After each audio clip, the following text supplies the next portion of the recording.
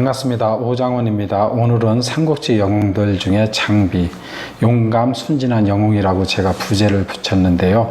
장비에 대해서 한번, 우선 장비하면 생각나는 것이 팔척장신이 생각이 나고요. 그 다음에 호랑이 수염을 한 거, 그 다음에 땅을 흔드는 목소리 정도, 이렇게 생각이 먼저 납니다. 장비는 형 관우에 비해서 역사서의 내용이 상당히 빈약합니다. 그리고 유비와 같은 하복 탁훈 출신입니다. 유비 관우 장비가 처음 만났을 때 도원결의를 제안하고 의형제로 맺기로 제안한 것이 장비라고 합니다. 그리고 또 제가 이거를 자료로 준비하면서 알게 됐는데 이제 황건적을 토벌하기 위한 자본의 재산도 일부 장비가 됐다고 하네요. 사실은 대면은 관우나 유비가 될 것 같은데 이게 조금 예였습니다. 소설 연의에서는 장비가 이제 유비가 황건적을 토벌했기 때문에 이제 조그만 관직을 받게 되거든요. 장비는 그것을 되게 소중하게 여겼습니다.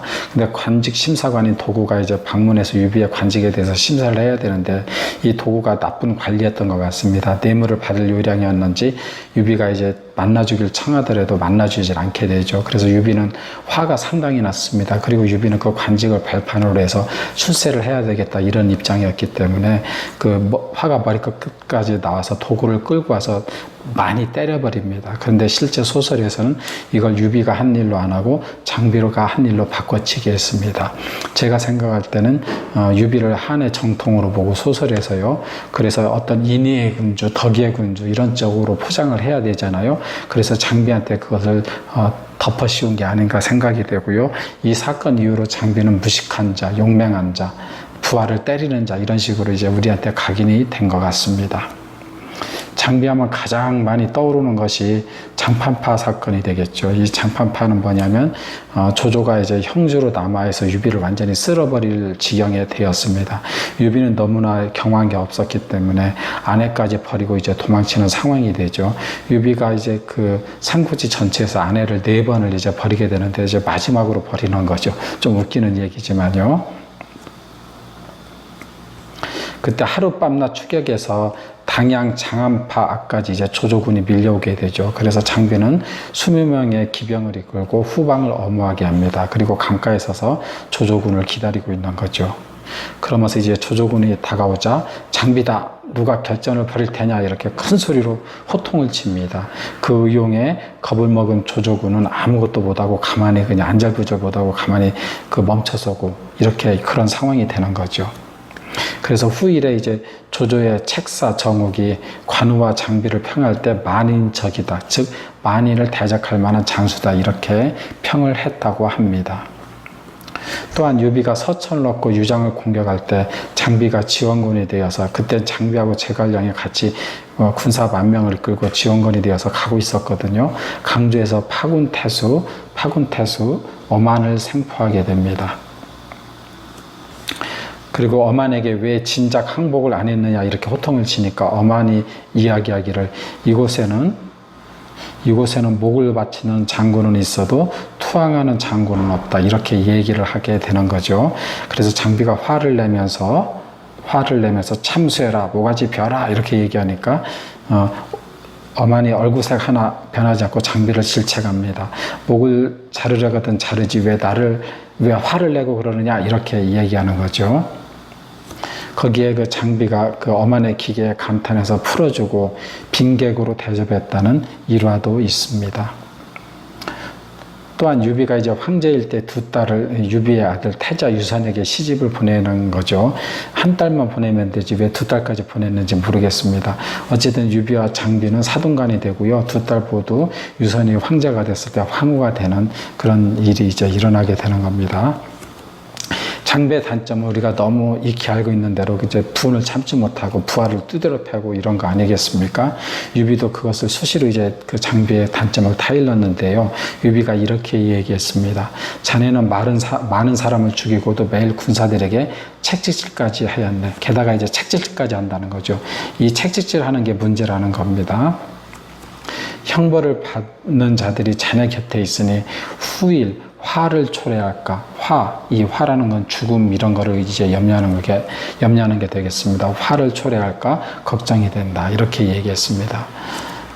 장비가 이제 관우가 이제 뜻밖의 죽게 되죠. 오나라의 공격에 의해서. 근데 관우도 사실은 전성기 때 되게 교만했었거든요. 처음엔 안 그랬을지 몰라도 오나라가 이제 관우하고 이제 서로 사돈관계 맺으려고 정성을 들였는데 그것을 문전박대를 하고 그다음에 오나라를 표현하기를 개라고 표현했습니다. 그래서 오나라가 볼 때 얼마나 모욕을 당했겠어요. 그래서 이를 갈고 있다가 관우가 조조군을 향해서 북벌을 할 때 오가 이제 스스로 자원해서 D를 치는 겁니다. 그래서 형주를 치는데 이 관우도 이제 중간 관리들을 나쁘게 대해서 두 명의 관리가 형주의 성문을 열어줘서 이제 관우도 결국은 죽게 되는 거죠. 그래서 관우는 제가 생각할 땐 오만과 교만 때문에 죽게 되었다 이렇게 생각합니다. 이 장비가 너무나 화가 나갖고 자기 형이 죽었으니까 유비한테 찾아가서 빨리 이제 그 오나라 치러 가자 이렇게 얘기하죠. 그래서 어쨌든 장비도 1만 군사를 가지고 유비가 이제 오를 정벌하러 갈 때 강주에서 만나기로 이렇게 약속을 합니다. 그런데 장비의 부하 장달과 번강이 장비의 목을 가지고 오에 투항을 하게 되죠. 그래서 장비 군영에서 도독의 명의로 상주문을 가지고 오게 됩니다. 장비의 명의로 가지고 와야 되는데 도독의 명의로 상주문을 가지고 오니까 유비가 직감을 합니다. 장비가 해를 당했구나, 즉 장비가 죽었구나 이렇게 얘기하는 거죠. 그래서 제가 볼 때는 아까도 말씀드렸다시피 관우는 오만과 교만으로 장비는 사조를 병을 거칠게 대함으로써 이렇게 해서 죽게 되고 그 다음에 이 관우, 장비, 유비가 다 의형제의 의의를 너무 앞세워서 이제 국가가 돼서 되게 큰 나라의 정치를 해야 되는데 세 명의 형제를 너무 앞세웠기 때문에 각각 연결되어서 세 명이 죽게 되고 이렇게 역사가 반복되는 것 같은 생각이 제가 듭니다. 그래서 아까 말씀드린 게 이제 다음에 나오는데요. 유비가 이릉대전에서 이제 대패를 초래하게 되죠. 이릉대전도 사실은 명분 없는 싸움이었습니다. 유비가 그때 최전성기였지만 제갈량도 이제 명분 없는 싸움이었기 때문에 거기에 참여를 안 한 것 같고 또 오의 대개 맹장 조훈 같은 경우도 이릉대전에 참가를 안 했습니다. 그리고 조훈 같은 경우는 유비한테 간언까지 했죠. 우리의 적은 조조지 오가 아니다. 오가 아니다. 그러나 유비는 그걸 무시하고 참전해서 초관한테 커다란 의기를 초래하게 만들게 됩니다. 그것은 관우에 대해서 복수하고 장비에 대해서 복수하는 거였는데 복수는 결국은 현명한 판단이 아니다. 현명한 결정이 아니다. 이렇게 생각합니다. 그래서 전설처럼 도원결의로부터 시작해서 굳건한 의형제를 맺었지만 나라가 컸으면 큰 거에 맞게 행동해야 되는데 세 형제는 거기에 대해서 좀 아쉬움이 있는 것 같습니다. 그래서 나중에 중국에서는 이제 그 극이 많잖아요. 고송해라는 희극이 있는데 장비가 장팔 사무를 겨누면서 이 의리를 너무나 강조하는 관우니까 장비니까 관우가 이제 조조한테 투항했다고 믿고 이제 나중에 관우를 다시 만나고 나서 장비가 이제 장팔 사무를 겨누는 극이 있습니다. 거기에선 형님은 의리를 저버리고 이 의리를 저버리고 무슨 낯짝으로 나를 만나러 왔느냐 이렇게 얘기하는 거죠. 그래서 장비한테는 세 형제도 마찬가지지만 장비한테는 의리가 지고지순 지상 최대의 그가 살아야 될 이유고 사명이고 모든 것이었다 이렇게 생각이 됩니다. 어쨌든 도원결의는 세대에게는 절대로 깰 수 없는 약조가 되었다 이렇게 생각이 됩니다. 또한 이제 관우가 죽었을 때 유비한테 이제 장비가 찾아가서 님들이 무슨 부귀에 즐거워한들 어찌 옛날의 맹세를 잊겠습니까? 이 폐하라는 건 이제 황제에 오른 유비를 얘기하죠. 유비가 형님이 가지 않으시면 신이 둘째 형님 대신 복수를 하겠습니다. 만약 복수하지 못한다면 신은 죽어도 폐하를 즉 형님을 뵙지 않겠습니다. 이 도원결의의 맹세가 아주 드러나 있는 유비의 어떤 토로 이것이 아닌가 이렇게 생각합니다.